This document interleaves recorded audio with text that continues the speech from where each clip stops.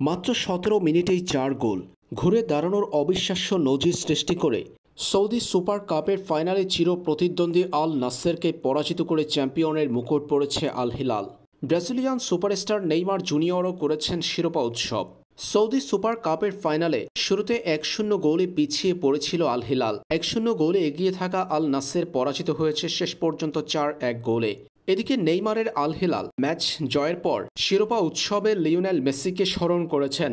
Argentine সুপারস্টারের এক উদযাপন viral সামাজিক যোগাযোগ মাধ্যমে। ২০২২ সালের বিশ্বকাপের ফাইনালে লিও মেসির করা উদযাপনটি ভাইরাল হয়েছিল। সতীর্থদের সঙ্গে যেভাবে উদযাপন করেছিলেন লিও মেসি, সেই উদযাপন ভাইরাল হয়ে পড়েছিল নেট দুনিয়ায়। এবার নেইমারদের সুপার কাপ ট্রফি জয়ের উদযাপনটাও মেসির মতো করেছে আল হিলালের অধিনায়ক। ট্রফি জয়ের পর সতীর্থদের নিয়ে মেসির মতো উদযাপন করেছেন আল হিলাল অধিনায়ক। ফাইনাল ম্যাচে আল হিলালের চ্যাম্পিয়ন হওয়ার পর এমন উদযাপন ভাইরাল হয়ে পড়েছে নেট দুনিয়ায়।